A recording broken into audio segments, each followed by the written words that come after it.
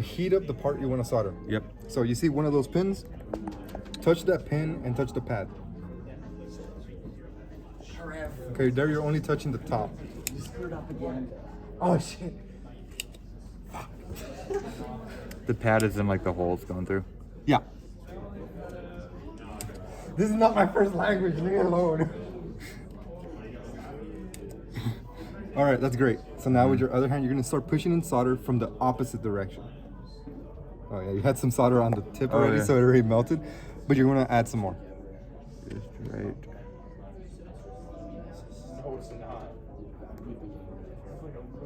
All right, pull out. That's great, perfect. Do the other one. Try to do all three. Oh. Yeah, this is why it's challenging to do these, because it's very easy to overlap them. Yeah. So be careful. Yeah.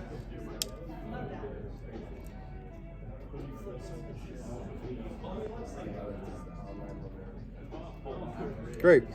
Next.